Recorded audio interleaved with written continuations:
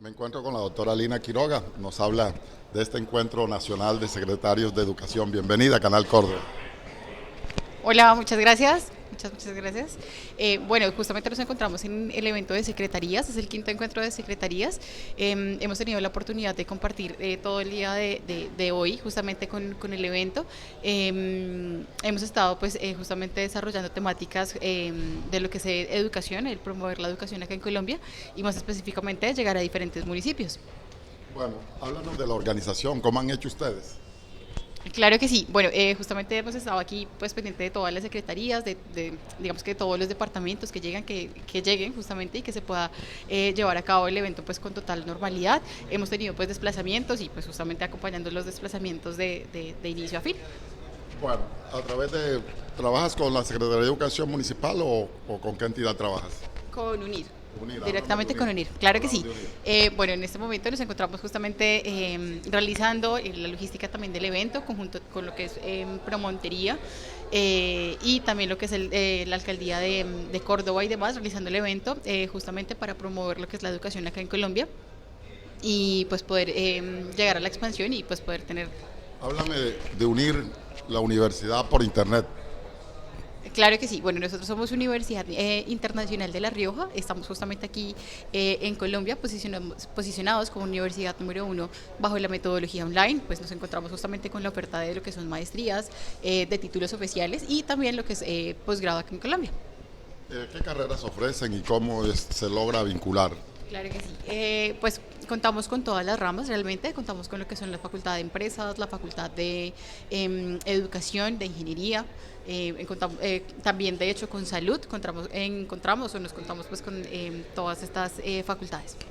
¿Hablamos de pregrado, posgrado o especialización, doctorado? También, acá en Colombia, en cuanto a presencia con fundación, lo que es pregrado, todas las carreras de todas las áreas y lo que es posgrado en fundación, las especializaciones, que son títulos avalados ante el Ministerio acá en Colombia, y también con UNIR España todo lo que son maestrías, ¿Algún título doctorado? oficial. ¿Algún doctorado? Posibilidad de doctorado dependiendo de la línea. Y bueno, ¿de dónde vienes? De Bogotá. De Bogotá. Bogotá. Un Sí. mensaje a los monterianos, los cordobeses y colombianos. No, pues realmente Montería es una ciudad realmente súper acogedora, su clima, su gente, realmente súper acogidos. Si algún seguidor nuestro de Canal Córdoba te desea contactar, ¿cómo te contacta? Claro que sí, nos pueden contactar por la página unir.edu.co o unir.net. Muchas gracias. Vale, gracias. En el Encuentro Nacional de Secretarios de Educación me encuentro con un experto en educación. Les hablo de don Rafael Puyón. Es español, viene de Madrid y nos habla de esa educación por allá en Madrid. Cuéntenos, háblenos de esas experiencias. Bueno, UNIR es una universidad, es la universidad de la que yo soy presidente, es una universidad digital que tiene pocos años de existencia, pero nació como nativa digital y aspira a ser una referencia en el ámbito de ese tipo de universidades en lengua castellana. ¿Nació dónde? Nació en La Rioja, en España, dentro de un grupo educativo llamado Proeduca, que a su vez tiene su centro en Madrid y que es el centro, la institución que tiene universidades en otras partes, muy particularmente aquí en América Latina. ¿Qué carreras ofrecen en Colombia? Pues en Colombia ofrecemos temas educativos, ciencias sociales, humanidades, en fin. Sobre todo en el ámbito de las maestrías, aunque también tenemos grados. Nuestra universidad tiene una mayor especialización en el posgrado y muy particularmente en el ámbito de las maestrías. Nivel de doctorado, doctor Rafa. Sí, el doctorado no lo que olvidamos nunca y apostamos muy seriamente porque el 80% de nuestro profesorado, lo cual es un porcentaje muy alto, tiene el título de doctor. Tenemos 4 programas de doctorado en la universidad que son cursados por estudiantes españoles y también estudiantes internacionales. ¿Pueden los colombianos estudiar esos doctorados? Pueden estudiarlo como cualquier persona de cualquier nacionalidad. De hecho, nosotros tenemos en la universidad más de 100 nacionalidades distintas. Por lo tanto, claro que lo pueden hacer. ¿Cómo lo contactan a ustedes para saber si alguno de nuestros televidentes quiere vincularse a UNIR? Hay un sistema que funciona principalmente y es el boca a boca. Es decir, antiguos egresados de UNIR sirven a otros estudiantes que quieren hacerlo con nosotros porque les cuentan cuál fue su experiencia. Suele ser positiva y eso forma parte del sistema fundamental de reclutamiento de nuestras instituciones. ¿Cómo lo contactan? Bueno, lo contactan a través de la página web, como en cualquier institución, donde figuran todo lo necesario para estudiar cualquier titulación con nosotros. Muchas gracias. Gracias. Para Canal Córdoba, desde Cartago Valle, traemos, su nombre es Abimael Marín. Abimael, cuéntanos de esta experiencia en este quinto encuentro de secretarios de Educación en Montería. No, excelente, una acogida impresionante por parte de la Universidad Internacional de La Rioja, igual por parte del señor gobernador y el señor alcalde del municipio, y muy contentos pues porque la verdad se han dado a la tarea de hacer un evento que recoge problemáticas importantes del sector a nivel nacional. Háblanos de la educación de tu tierra, cómo avanza, cómo se logran mejores resultados en pruebas saber, cómo se logran mejores resultados en analfabetismo, cómo se logran mejores resultados en esto en que hoy está muy de moda, que es cuando los pelados entran en violencia y se ponen sobrenombre el uno con el otro. Bueno, la educación es un concepto integral e integrador, y se requiere precisamente la sinergia de todas las partes, docentes, padres de familia, estudiantes y comunidades educativas en general, y entendiendo pues que la pandemia nos entrega una nueva forma de sociedad. De esa misma manera se debe resignificar el contexto educativo en todos y cada uno de los componentes del proyecto educativo institucional para poder entregar una educación pertinente y de calidad que responda a las necesidades de esta nueva forma de sociedad. ¿Vienes de Cartago Valle? Sí, señor, Cartago Valle del Cauca. Bueno, muchas gracias. Por aquí tenemos un amigo. ¿De dónde viene? Desde Arauca, la Secretaría de Educación Departamental de Arauca. Secretario. No, funcionario de la Secretaría. Háblenos de Arauca, de su educación. Bueno, la Secretaría de Educación, como todos los territorios en el orden nacional, pasamos por dificultades en todos los ámbitos, para el acceso, para la permanencia, por la calidad, por el conflicto armado que de alguna manera afecta el normal desarrollo de nuestras actividades. Es decir, no somos ajenos ni distintos a ningún otro territorio nacional. Muchas gracias. Por aquí nos encontramos con otra profe. Bienvenida, ¿su nombre? Natalia Rodríguez, secretaria de Educación de Neiva. De Neiva. Háblanos de esa educación en Neiva, ¿cómo va? Pues estamos haciendo todo nuestro proceso de plan de desarrollo, formulando las estrategias, específicamente mejorando los indicadores de permanencia escolar. Hoy tenemos graves problemas de deserción en toda Colombia, deserciones que superan el 10%, y hemos empezado a diseñar todas las estrategias e implementar la búsqueda activa de estudiantes. Estamos yendo casa a casa a buscar a nuestros niños, haciendo un trabajo muy juicioso con el seguimiento del plan de alimentación escolar en la ciudad, en el cual beneficiamos a cerca de 30.000 niños, trabajando en la preparación de pruebas saber para mejorar nuestros indicadores de calidad educativa y formulando todos nuestros proyectos de infraestructura para la respectiva gestión de recursos de esos 4 años. Las dificultades de la educación en Neiva, ¿le parece que son iguales ahora para otros departamentos, ahora que estamos precisamente en este encuentro nacional de secretarios de educación? Sí, las situaciones de las dificultades de la educación en Colombia son similares en todas las regiones. Estamos haciendo acá reflexiones importantes frente a la inclusión, frente a los procesos STEM en aula, y sí, son muy similares. Muchísimas gracias. ¿De dónde vienes? De Riohacha. De Riohacha. Secretaria de Educación. No, líder de calidad. Háblame de la calidad de la educación en Riohacha. Bueno, la calidad es... el concepto de calidad es bastante amplio. En Riohacha tenemos algunas necesidades en temas de infraestructura, de formación, de las diferentes estrategias de permanencia, pero con la mano del alcalde y del secretario de Educación estamos fortaleciendo precisamente todas esas necesidades mencionadas anteriormente, pero con diferentes aliados estratégicos como la UNIR. Estamos fortaleciendo lo que tiene que ver con el proceso de formación al maestro, las diferentes estrategias de permanencia, para así tener una educación en el distrito de calidad. Muchas gracias. Gracias a ti. ¿Cómo estás? ¿De dónde vienes? Muchas gracias. De La Guajira, de la entidad territorial departamental. Bueno, la entidad territorial de La Guajira es una entidad muy diversa en cuanto a su población, muy dispersa y con muchas necesidades que no son ajenas a lo que sucede en el resto del país. Estamos trabajando por ello, se está construyendo el plan de desarrollo que busca ofrecer a nuestros estudiantes una educación de calidad y con pertinencia y oportunidad. Tenemos la invitación a pasar a la mesa principal a Juliet Ramos, secretaria de Educación del Departamento de Bolívar. Este es el secretario de Educación de Córdoba. De esta mesa también participa Lisette Amaya Medina, secretaria de Educación del Departamento de La Guajira. Viene la secretaria de Educación de La Guajira a través de Canal Córdoba, la señal del planeta. También nos acompañarán en este diálogo enriquecedor Diego Alexander Calderón, secretario de Educación del Departamento del Casanare.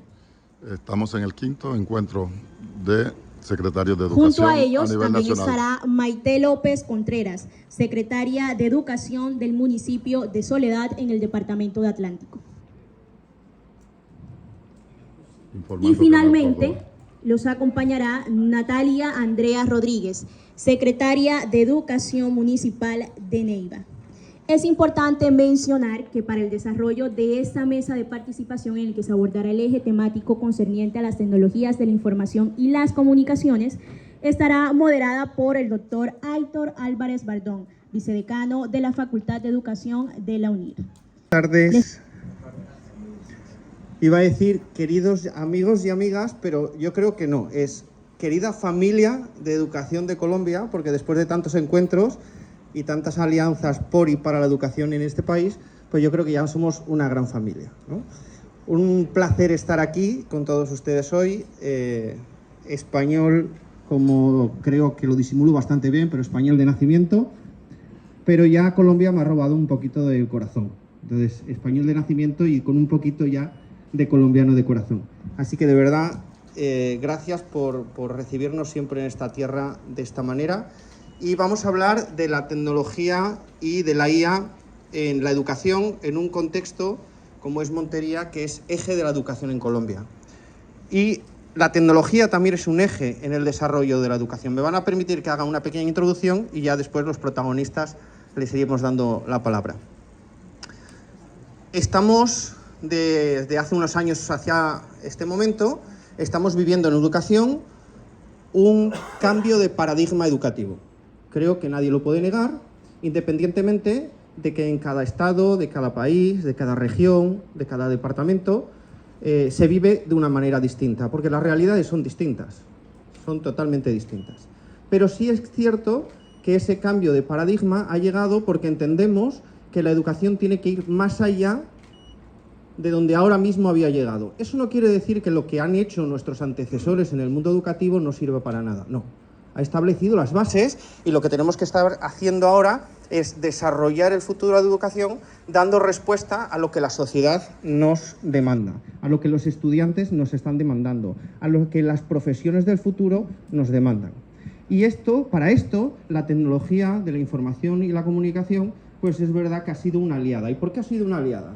Bueno, pues porque es verdad que la tecnología, siempre que se utilice como una herramienta y no como un fin, que es una de las grandes cuestiones que plantearemos hoy en esta tarde, pues ayuda en la medida en que es muy motivadora para los estudiantes, es inclusiva en la medida que es inclusiva metodológicamente, porque hoy hablaba nuestro querido Manuel Herrera, hablaba de que es excluyente también en cuanto que hay una ruptura y una brecha digital, pero es cierto que a nivel metodológico es inclusiva, porque permite adaptarse a los intereses y a los ritmos de nuestros estudiantes. Por tanto, es una herramienta motivadora, una herramienta que permite, que es inclusiva porque permite adaptarse a los diferentes niveles de nuestros estudiantes, pero es que además nos permite también llevar al aula diferentes metodologías que nos permiten estar en consonancia con lo que hoy en día nos dice la neurociencia que debe ser el aprendizaje. Es decir, cómo el cerebro de un niño aprende de una manera mucho más efectiva y de una manera mucho más significativa. Y de ahí que yo creo que todo el mundo, incluso los políticos, ahora que ya no nos acompaña ninguno, ¿verdad? O casi ninguno, pues incluso los políticos han entendido esto y han dicho, oye, pues y hoy se han comprometido, ¿no? Tenemos que aumentar los dispositivos digitales en los centros educativos, tenemos que hacer llegar la fibra o Internet allá donde no llega. Es una apuesta muy grande, pero ¿de qué nos sirve que llegue Internet a las aulas? ¿De qué nos sirve que tengamos muchos dispositivos y muchos recursos para adquirir esos dispositivos para el aula si nuestros docentes, que son quienes los tienen que utilizar, no saben hacerlo? Y es que no es por falta de capacidad, sino que es una cuestión de capacitación, de formación. Los docentes de cualquier país son la joya de la corona de un país. Es lo más importante que tiene un país, porque son los que garantizan el futuro de ese país. Por tanto, la formación debe ser una gran apuesta y la educación debe ser una gran apuesta. ¿En qué medida nos ha descolocado ahora la aparición de la inteligencia artificial? Yo también, el doctor Herrera, hoy nos hacía ya un esbozo de lo que es la IA y de la aportación que puede tener. Y es uno de los puntos también en los que nos centraremos en este diálogo, en esta mesa, en cuanto a la IA. Cuando ya habíamos hecho una apuesta por la formación en la que íbamos avanzando y que los docentes estaban formados para poder enfrentarse al desarrollo de las tecnologías en el aula, aparece una nueva herramienta que parece que ha echado por tierra todo lo trabajado hasta ahora. Y esa parece que es la sensación que se tiene a nivel mundial. No es cierto. Es una herramienta más que lo importante es formarse para que llevemos al aula la IA y la utilicemos de una manera efectiva para el aprendizaje, y no solo efectiva, sino que la utilicemos de una manera ética. Sobre esto vamos a disertar, vamos a charlar hoy en esta tarde, y agradezco a todos los componentes de la mesa que se hayan atrevido a estas horas, en el momento ya después de comer, a hacer esta participación. Lanzaría la primera pregunta y a partir de ahí vamos comentando si os parece. ¿En qué medida, y aquí hay muchas representaciones de muchos lugares de Colombia, en qué medida los docentes, obviando ahora mismo la IA, que pasaremos en una segunda parte, en qué medida los docentes están lo suficientemente preparados? No hablo de si tenemos herramientas, no hablo si la ley nos lo permite y no hablo de si tengo internet en mi zona, no.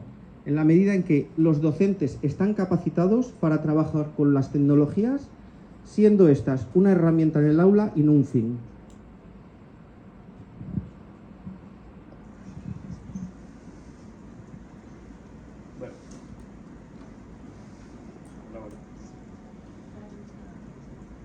Hola. Bueno, respecto a la pregunta, yo creo que actualmente pues tenemos un retraso como tal tecnológico y en cuanto a la apropiación del uso de las TICs, ¿sí? Es claro que después de la pandemia como tal, todo el mundo cambió, ¿sí? Y la necesidad como tal de involucrar estas herramientas a la educación, más que una oportunidad, ya viene siendo una obligación. Digamos que todo el entorno BUCA está totalmente compuesto por una serie de necesidades que implican como tal el desarrollo de nuevas tecnologías de la información. Hablando netamente del campo académico, pues tristemente tengo que decirlo que falta desarrollar competencias en los docentes de tal forma que puedan adaptarse y adaptar también a los estudiantes, porque no es solamente llevar al aula de clases herramientas informáticas, no solamente llevar este tipo de elementos, sino permitir y mediante el efecto difusor que los estudiantes desarrollen las mismas, ¿sí? Puesto que el entorno va cambiando y va evolucionando y necesitamos adaptar este tipo de tecnologías.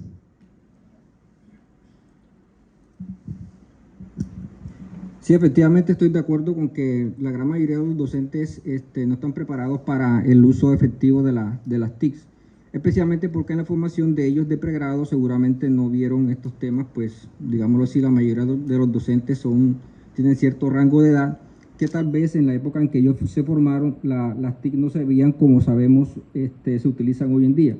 Se bien es cierto, la pandemia de alguna manera nos obligó a que utilizáramos las TIC de una forma más efectiva por pues las clases virtuales. También es cierto que ese aprendizaje fue básicamente empírico. No hubo una, digámoslo así, una formación académica, científica, formal, valga la redundancia, para esos docentes. Y en esa misma medida, pues podemos esperar que no van a aprovechar de la manera más eficiente las capacidades que tienen las TICs hoy en día.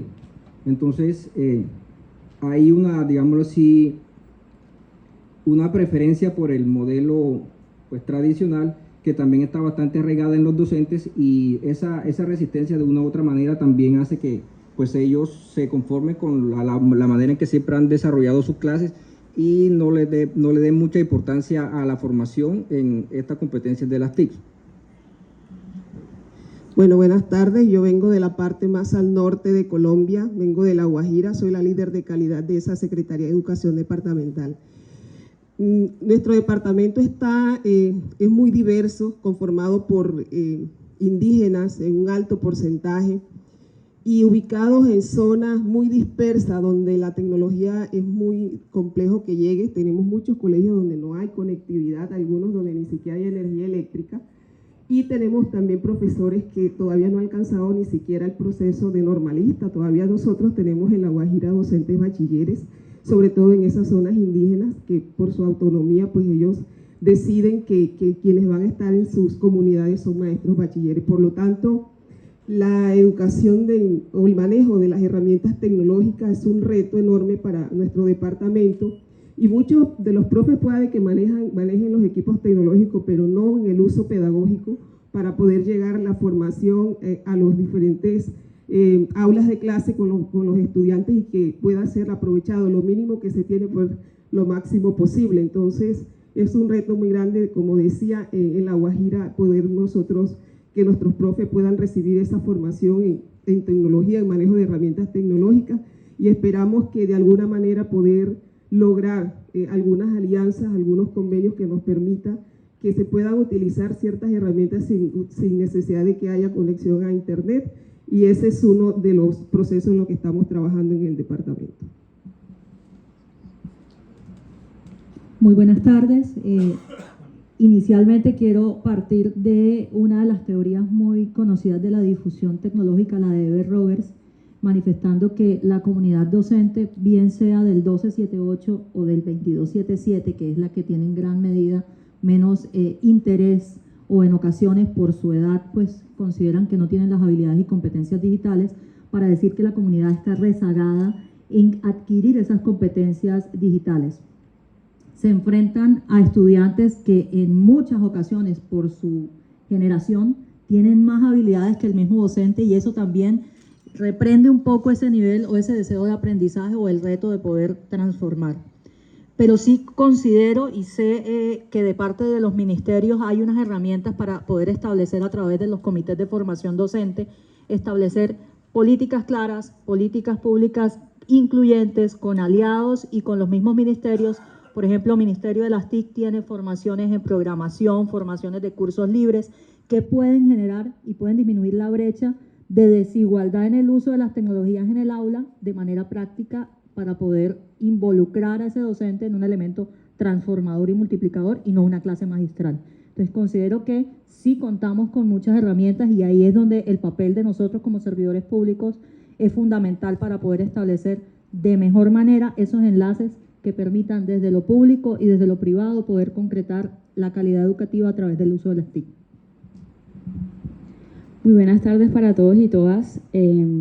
Yo en lo particular creo que indistintamente del nivel de formación que logre tener un maestro, sea bachiller, especialista o profesional, eso no va a incidir directamente en que quiera o no formarse en herramientas tecnológicas, por ejemplo.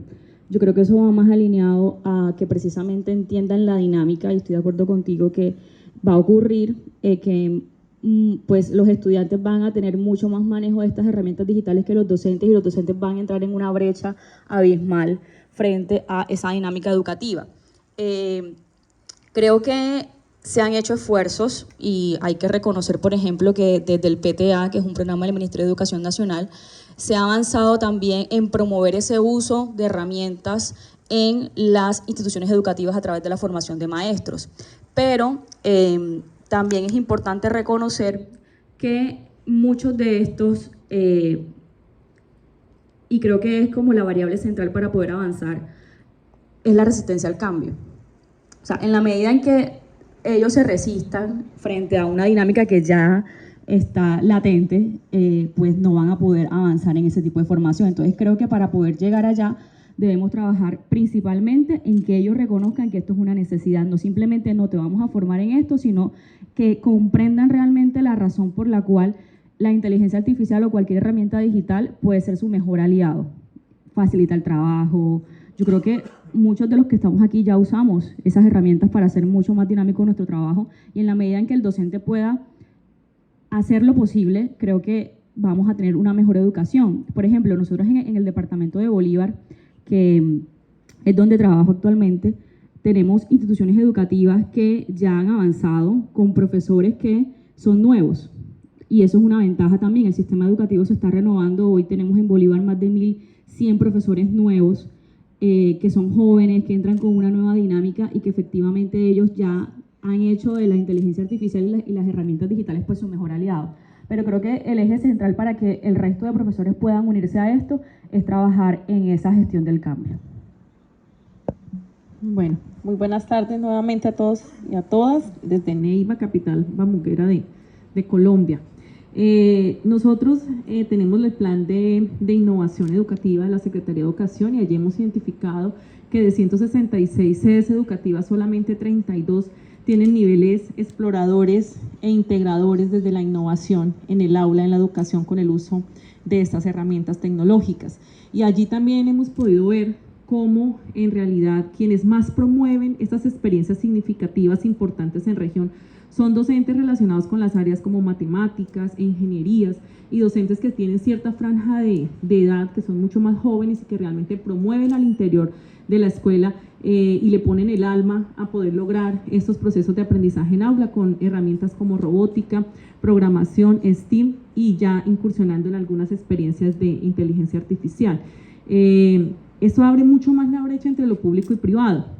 En los ejercicios de experiencias significativas que hacemos en los foros municipales, encontramos cómo las experiencias en robótica dadas en secundaria en los colegios privados de la ciudad se hacen en los niños de segundo de primaria, y eso genera una brecha inmensa aún más para nuestros estudiantes y un reto mucho más grande para nosotros en el sector oficial. Dentro de estas estadísticas son aún más bajos las instituciones educativas que promueven el uso de tecnologías en la ruralidad. Y ahí seguimos viendo esa gran brecha de inequidad social que tiene Colombia, donde debemos trabajar precisamente, además de la formación, es ver ese reto de cómo logramos que el docente se motive. En Neiva hoy tenemos una deserción que supera el 10%, es una deserción alta, muy alta, y es la tendencia nacional.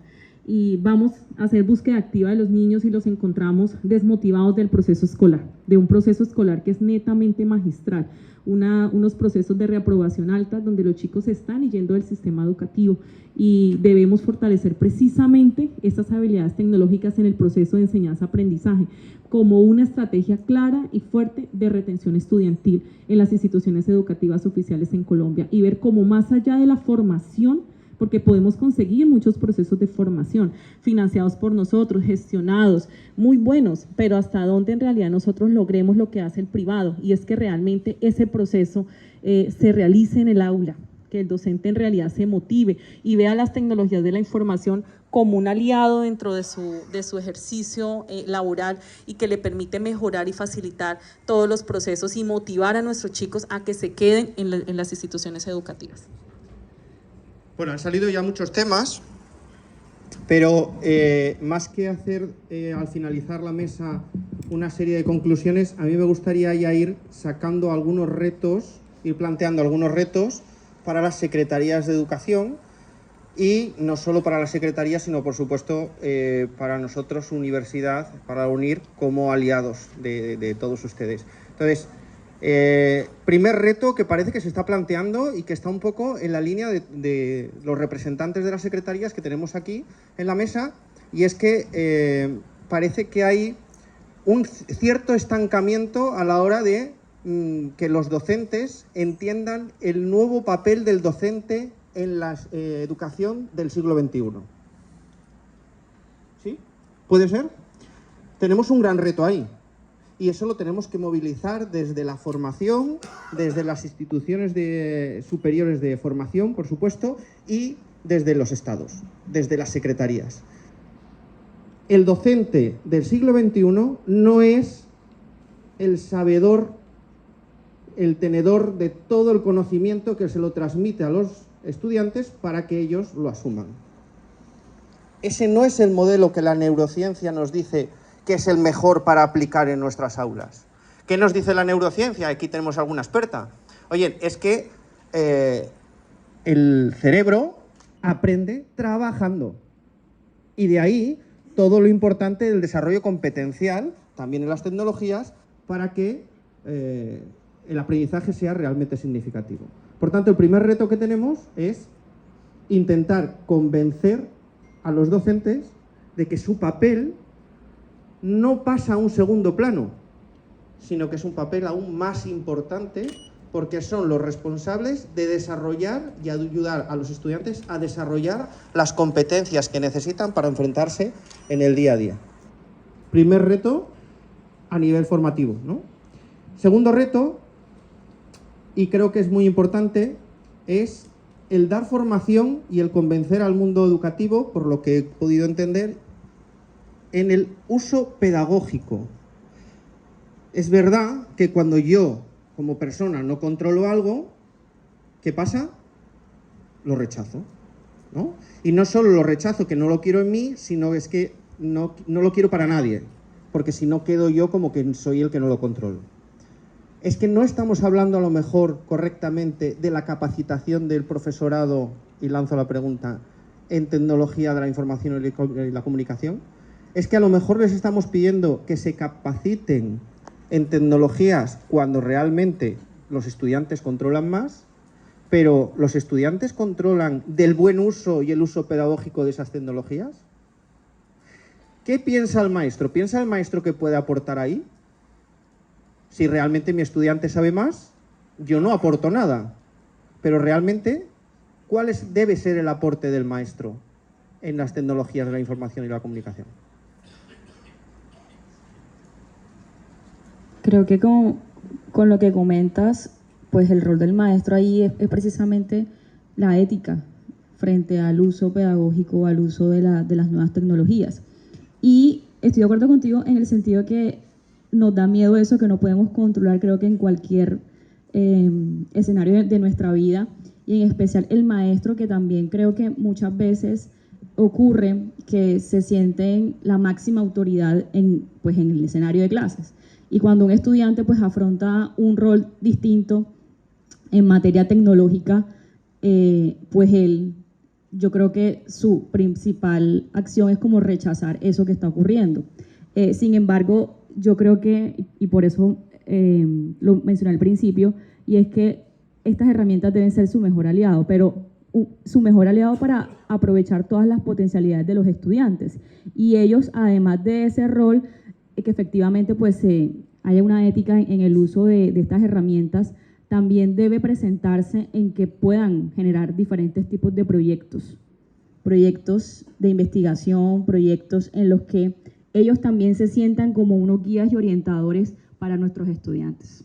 Por tanto, primer reto, seguimos con la pregunta, primer reto es convencer al docente que tiene un papel nuevo de guía, de orientador. ¿Pasaría algo porque un estudiante haga una presentación o utilice una tecnología en clase que no controla el profesor? ¿Pasaría algo? ¿O el profesor debería sentirse orgulloso de que su estudiante sea capaz de hacerlo, aunque él no? ¿Cuál sería el papel del docente en ese momento? Bueno, inicialmente sería, partiendo de lo que la compañera decía hace un momento, es un elemento dinamizador para poder entender y llamar la atención de ese estudiante en el manejo de las tecnologías. Si lo supera, yo creo que el reto es mucho más grande y creo que ahí es donde está el enfrentarnos al momento de evaluación, porque es muy complejo recibir un trabajo y no saber si fue la inteligencia artificial la que lo desarrolló o fue el estudiante. Y ahí es donde viene a cambiar la dinámica que se realiza en aula de clase cuando recibimos trabajos, y lo digo porque también soy docente, y empezamos a discernir sobre el conocimiento y ya empezamos a desarrollar una resolución de problemas. Y esa resolución de problemas es la que les va a permitir a ellos utilizar la herramienta de manera ética bajo la guía de ese docente. Es ahí donde la UNESCO, en el Consejo de Beijing y en la 41 reunión, da los lineamientos de cómo nosotros los docentes debemos empezar a tener en la formación en aula esos límites éticos en el uso racionalizado de esa inteligencia artificial. No un uso en el que recarguemos toda la creación de conocimiento y la formación en aula, sino que construyamos en aula un conocimiento partiendo de una resolución de problemas. Es ahí donde el docente dinamiza y potencia ese proceso de enseñanza-aprendizaje. Me animé, ahora que colocabas el ejemplo de, bueno, si efectivamente el trabajo lo hizo o no un estudiante, me pasó una vez con una prima que yo veía que estaba transcribiendo en un papel y yo, ¿y por qué estás transcribiendo? No, es que el profesor me dijo que investigara y que escribiera. Quizás hoy ya el rol no es que efectivamente hagamos unas tareas netamente descriptivas frente a una inquietud o a una temática. Precisamente ya yo creo que deben ir avanzando mucho más en aportes a la sociedad, que los chicos están totalmente en la capacidad para hacerlo y no simplemente limitarse a transcribir, que creo que es un concepto errático que se ha venido trabajando y que las generaciones de ahora ni siquiera le gustan. O sea, por ejemplo, mi prima en ese momento lo que hacía era copiar una hoja a un cuaderno y es un tiempo perdido, o sea, es hasta improductivo. Bueno, referente al aporte que deben hacer los maestros como tal a las TICs, yo creo que, bueno, antes de pandemia hablar de educación virtual era algo supremamente raro, ¿sí? Pero luego, a partir del 2020-2021, que ya se volvió algo como tan normal, los modelos híbridos como tal y el modelo netamente virtual son una oportunidad. Lo digo personalmente, tengo la oportunidad de ser docente universitario y me encuentro con que el problema es algo como tal sistemático, porque es que el estudiante, la tecnología es una realidad en el proceso educativo. Y el problema no es la tecnología, sino el uso que se le está dando a la tecnología dentro de las aulas, ¿sí? Porque entonces, no lo digo por todos los estudiantes, pero sí la gran mayoría tienden a volverse perezosos, porque entonces todo lo hace la tecnología y las diferentes herramientas. De igual forma, el tema pedagógico es algo muy importante, puesto que, por ejemplo, cuando hay algún tipo de anormalidad dentro de la institución donde yo trabajo, está totalmente prohibido que se den clases virtuales. Entonces uno pregunta ¿por qué? Y el tema es que los estudiantes se volvieron tan apáticos a las clases virtuales porque simplemente el docente se conectaba a su clase y se remitía a hacer su clase conectándose, muchas veces no encendía la cámara y pues genera pereza en el estudiante. Entonces uno les pregunta, ¿vieron tal asignatura? Sí, pero es que la vi en modalidad virtual. Entonces no aprendí absolutamente nada. Entonces claramente hay un tema pedagógico, un tema de cómo el docente efectivamente involucra diferentes metodologías. Hay un sinnúmero de plataformas digitales para trabajar, ¿cierto? Y lo estamos viendo hoy en día. Yo terminé mi maestría virtualmente también por la pandemia y en mi caso sí tuve una experiencia bastante agradable porque había muchas plataformas que no conocía, que yo creo que enriquecen el conocimiento y permiten ver nuevas formas de educación. Por tanto, el papel del docente es más importante todavía que el que tenía hasta este momento. No sé. Sí, sin duda alguna debe recobrar mucha más importancia ahora y el docente debe ser ese mediador, ese guía, ese orientador sobre precisamente el uso de esas herramientas tecnológicas y nos enfrentamos que hoy en día, en pleno siglo XXI, el celular en las aulas de clase está prohibido, al menos en mi región, no sé en otras regiones del país, pero en mi región está prohibido el uso del celular, pero no es por lo que de pronto el estudiante pueda usarlo, digamos que de manera formativa, sino más bien el mal uso. Entonces, lo que hay es que enseñarle y que hay que propender es porque se le dé el uso adecuado a esa herramienta que le ofrece tantas oportunidades de expandir y de aprovechar todos los conocimientos a nivel globalizado, que no hace que el maestro, por el temor incluso de que el estudiante sabe más utilizar un celular y las herramientas que él, le da miedo el uso de que ellos lleven ese aparato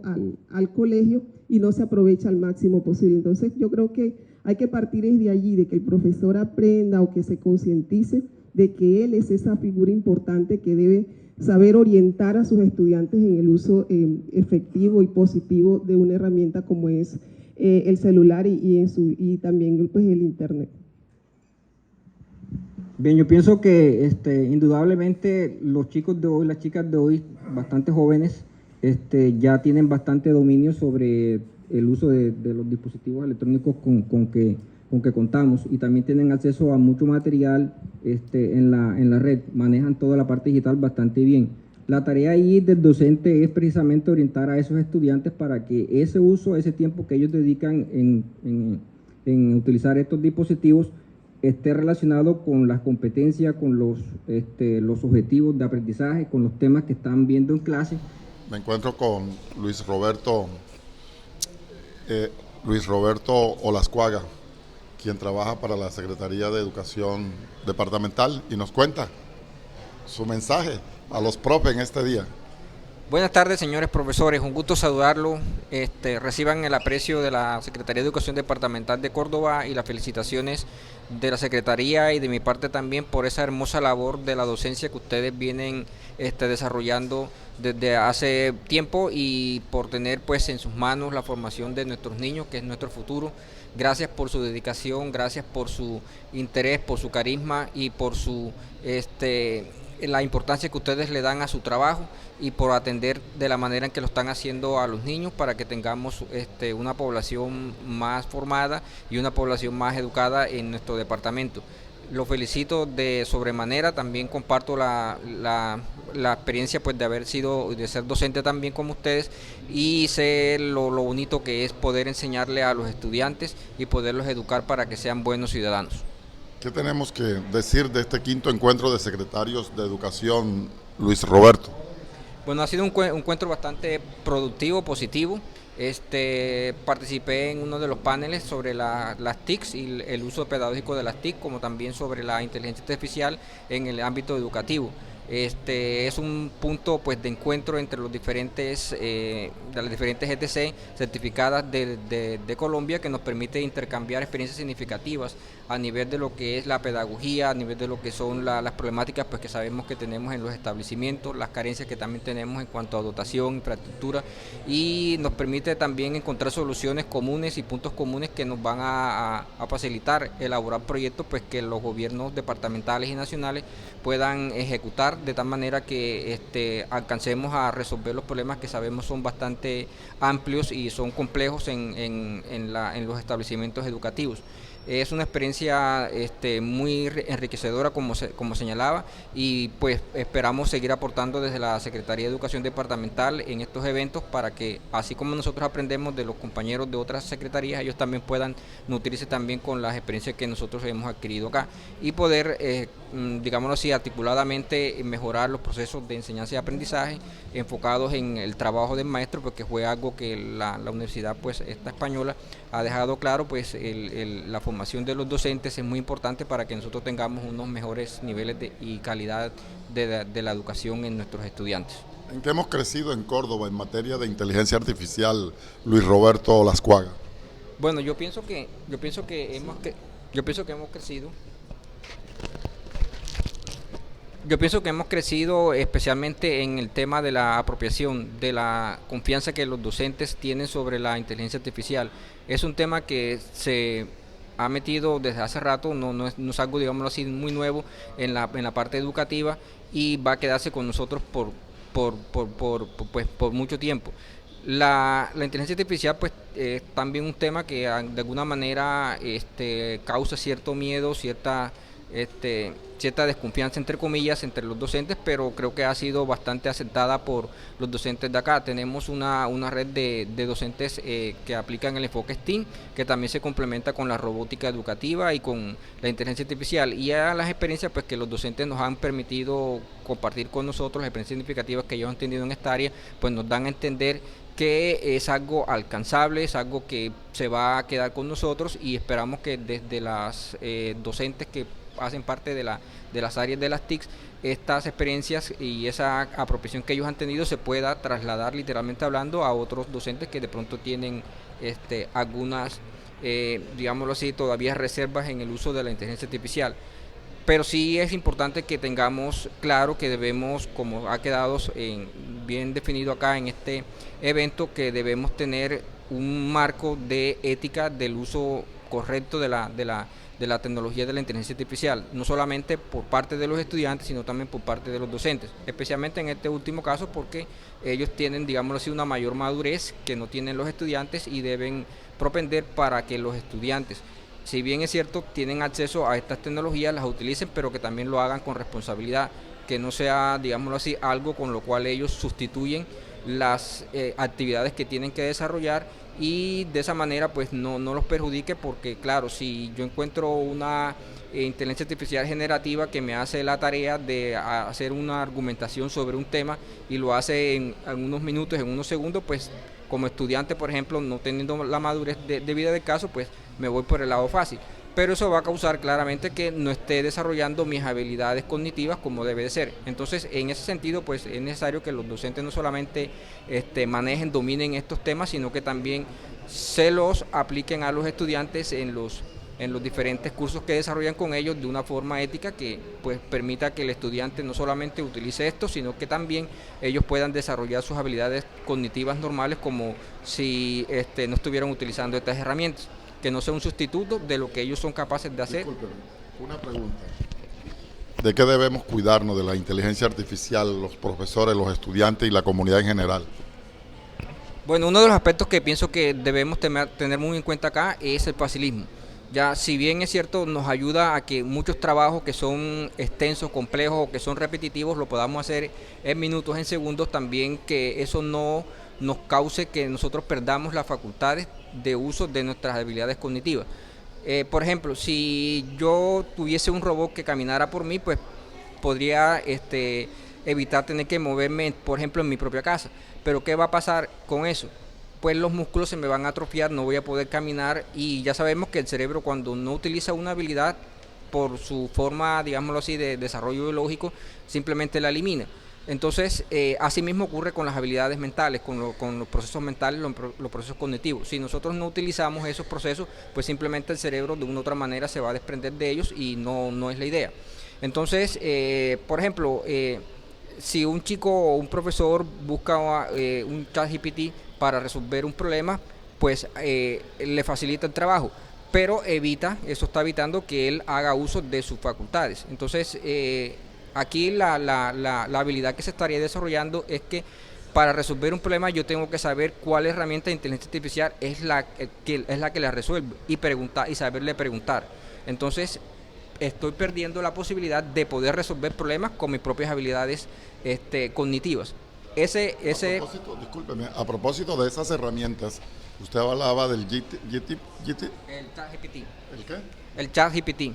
Ese chat, háblenos de otros elementos que puedan utilizar, de otras herramientas que puedan utilizar los profes, los estudiantes, que hagan parte de la inteligencia artificial. Bueno, la parte educativa de la inteligencia artificial está, digámoslo así, como que más inclinada hacia la inteligencia artificial de tipo generativo. Y ahí la principal es la tipo generativo, que tiene que ver con el procesamiento del lenguaje natural. Pero también hay otras que están asociadas al procesamiento de imagen y otras que están asociadas al procesamiento de video. En imágenes podemos citar, por ejemplo, Deep Image, que me permite a mí Deep Image o imagen profunda, que sería la traducción, se busca en Google, exactamente. Esa me permite a mí crear imágenes o composiciones de imágenes con base en ciertas palabras o en ciertos términos. Y esta también, hay unas que son para videos. ¿No recuerdas? Ya va. Es así. ¿Y para textos? Para texto está ChatGPT, que es el, digámoslo así, el más usado. Para la parte de caricaturas y eso, imágenes. Imagen profunda, o sea, hay bastantes herramientas. Yo particularmente sugiero que las que más se utilicen son aquellas que sean libres, porque libres, o sea, que no haya necesidad de pagar licencia para su utilización, o que el uso de ellas no esté limitado por tiempo o por cantidad. ¿Cuáles son libres que recuerden? Las que le mencioné son libres. Yo me muevo por el lado de software libre, mi maestría es en software libre, y por esa razón en lo posible siempre utilizo herramientas que sean libres. Las que son pagas o las que son con licencia, pocas veces las utilizo, para precisamente hacer énfasis en esta parte de las libertades del software libre, en la que pues nosotros, por utilizar un software libre especialmente para la parte de la educación, no deberíamos tener que pagar un precio adicional. Es como si nos estuvieran cobrando por el oxígeno que respiramos.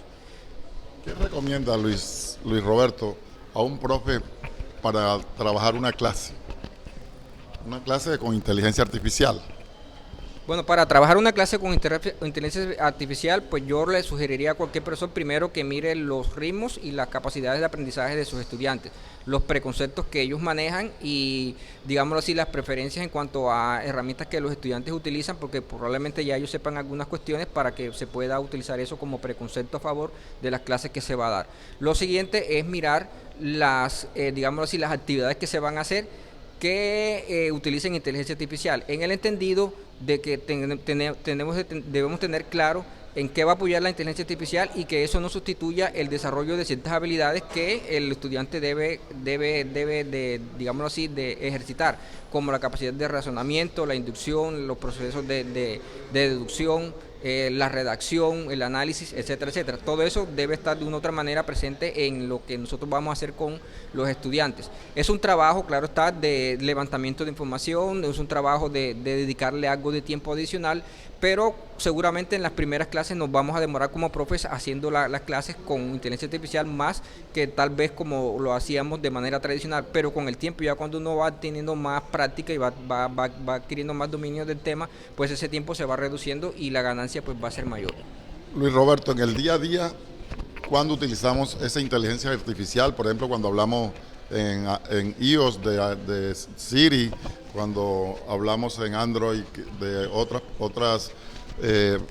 otros elementos, otras herramientas que nos dan a conocer lo que necesitamos, o háblanos de esas herramientas que diario utilizamos sin saber qué es inteligencia artificial. Bueno, excelente pregunta. Por ejemplo, cuando nosotros estamos haciendo una búsqueda en Google, ahí se está aplicando inteligencia artificial. Casi todo lo que es las herramientas que utilizamos de Google, el Drive, el Google Drive, los formularios, etcétera, etcétera, utilizan inteligencia artificial internamente. Si preparamos diapositivas con la herramienta Canvas, por ejemplo, ellos utilizan inteligencia artificial también internamente. Técnicamente eso se le llama embebido, o sea, hay digamos así, una capa de abstracción que nos permite a nosotros utilizar la inteligencia artificial sin tener que saber que estamos utilizando la inteligencia artificial y sin tener que conocer de inteligencia artificial. Haciendo una analogía, es como cuando nosotros conducimos nuestro carro. Ya usted, para conducir el carro, lo que básicamente necesita es conocer el panel de control del carro y las señales de tránsito. No necesita saber cómo funciona el motor del carro o cómo se comunica la parte electrónica del carro. Ya son digámoslo así, dos perspectivas que hay del uso de la inteligencia artificial. Una cosa es usar la inteligencia artificial para nuestras tareas y otra cosa es hacer inteligencia artificial, que sería la diferencia entre manejar un automóvil y construir o diseñar un automóvil, o mejorarlo o armarlo y desarmarlo.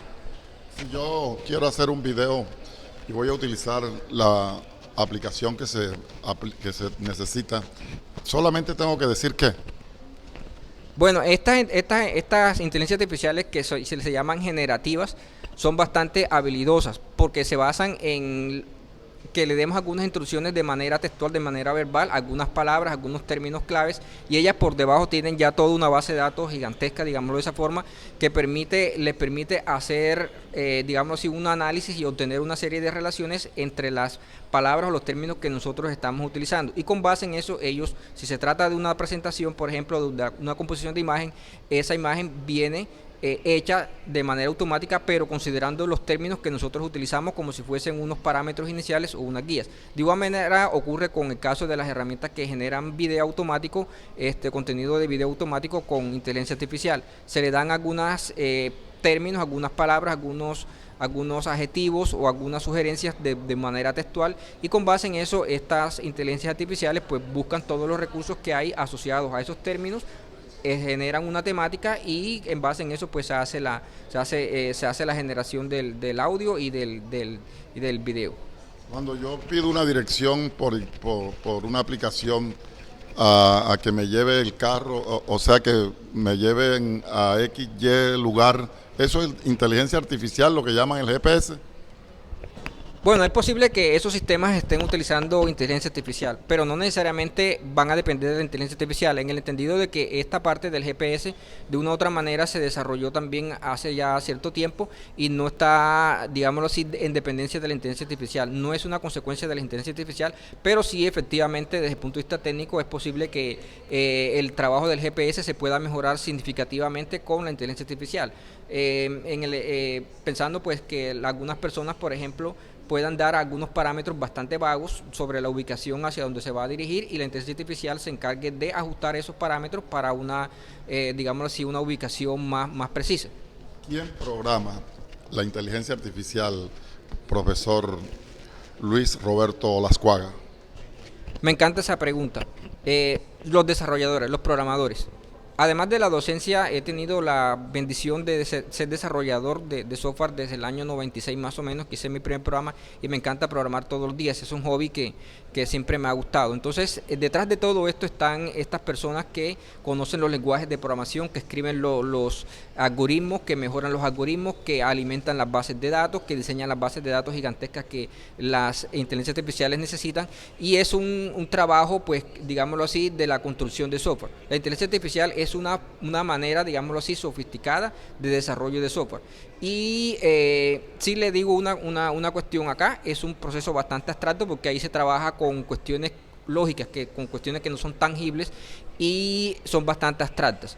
Existen modelos matemáticos detrás de todo esto. No significa que uno tenga que ser matemático para ser un buen programador, pero si manejas la matemática seguramente vas a hacer algoritmos bastante óptimos en cuanto a la inteligencia artificial. Hay bastantes teorías que son del orden matemático que se aplican acá en la inteligencia artificial. La teoría de estadística es muy importante acá. La parte de la analítica de datos, que es también un área de la inteligencia artificial, o que se puede asociar con la inteligencia artificial, depende bastante del trabajo con modelos estocásticos y con modelos estadísticos. Por ejemplo, vamos a colocar un ejemplo muy sencillo. Digamos que nosotros nunca hemos hablado español ni conocemos el español, pero nos están enseñando español. Y la primera palabra que nos van a enseñar a escribir correctamente es la palabra vaca. Para eso nos muestran 100, digamos, 1000 formas de escribir la palabra vaca. De esas 1000 formas, 100 personas la escribieron con B de burro, con B grande. Y las otras 900 la escribieron con B chica, con V.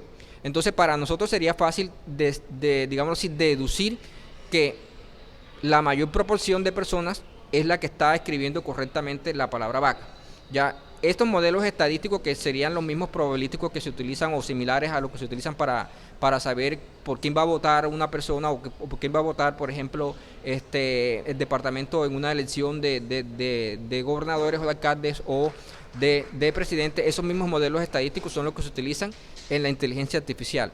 Por esa razón, la palabra inteligencia debemos meterla entre comillas y no pensar que es la forma inteligente biológica que nosotros conocemos desde siempre.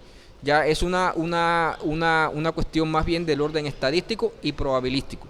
De todas las posibles soluciones que la inteligencia artificial puede generar, se busca una que probablemente sea la más adecuada, y esa es la que nos muestra cualquiera de estos software de inteligencia artificial. Profe, ¿cómo lo contactan y en qué sección trabaja en la Secretaría de Educación Departamental? Bueno, yo soy funcionario público.